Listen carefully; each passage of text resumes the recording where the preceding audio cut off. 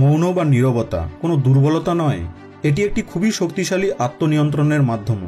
মৌন অর্থাৎ সাইলেন্স আপনার ভেতরে লুকিয়ে থাকা এক এমন শক্তিশালী অস্ত্র যার সঠিক ব্যবহার আপনার জীবনকে পরিবর্তন করতে পারে। দেখুন, এখানে নীরব থাকার মানে এ নয় যে আপনি কোনো শব্দ বলবেন না, কারো সাথে কথা বলবেন না, বোবা হয়ে থাকবেন, এমনটা নয়। বরং এখানে যে পাওয়ার অফ সাইলেন্সের কথা আমি বলছি তার মানে হলো প্রয়োজন ছাড়াই প্রতিটি ব্যাপারে নিজের প্রতিক্রিয়া দেওয়া থেকে বিরত থাকা, ফালতু মিনিংলেস তর্ক এবং আড্ডা থেকে বিরত থাকা, কথায় কথায় উত্তর দেওয়ার পরিবর্তে শুধুমাত্র নিজের কাজের ওপর ফোকাস থাকা। আচার্য চাণক্য বলেছিলেন যে নিজের নীরবতা দিয়ে লোককে কনফিউজ করে রাখুন এবং নিজের সফলতা দিয়ে লোককে অবাক করতে থাকুন। অর্থাৎ নিজের লক্ষ্য এবং গোলকে গোপন রেখে চুপ থেকে কাজ করতে থাকুন। চিৎকার তো আপনার সফলতা করবে। একটি কোট রয়েছে, silence isn't empty, it's full of answers. শব্দ মানুষের শক্তিও আবার দুর্বলতাও।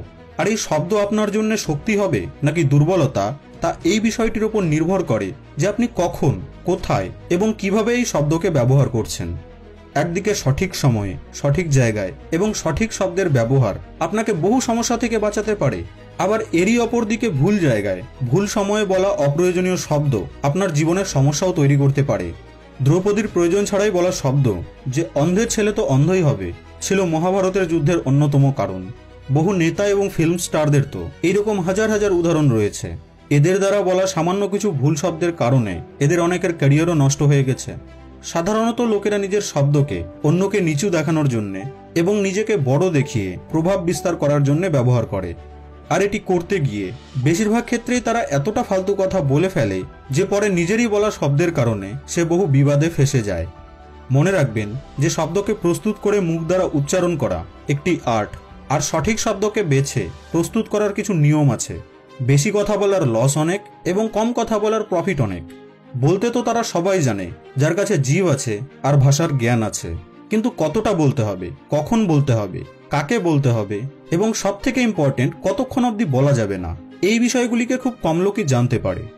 কথা বলা যদি একটি আর্ট হয় তো নীরবতা বা মৌন হলো একটি সাধনা। সাধনা অর্থাৎ নিজের উপর নিয়ন্ত্রণ, যা অতটাও সহজ কাজ নয়। মৌন বা সাইলেন্স এই শব্দটি শুনতে সরল মনে হলেও নিজেকে মৌন বা সাইলেন্ট রাখা অতটাও সরল নয়, কারণ সরল থেকে সরল সাধনার জন্যও সংকল্পের প্রয়োজন। আর যদি আপনি এই সরল সাধনাটিকে নিজের জীবনে প্রয়োগ করা শুরু করেন তো বিলিভ মি, আপনি জীবনের বহু সমস্যা থেকে মুক্তি পেয়ে যাবেন। নিজেকে ঠিক এবং লোককে ভুল প্রমাণ করার মতো ফালতু কাজে নিজের মূল্যবান সময়কে নষ্ট করার থেকে হাজার গুণ উত্তম হলো মৌন থেকে সেই মূল্যবান সময়কে নিজের লাইফে, নিজের গোলে লাগানো।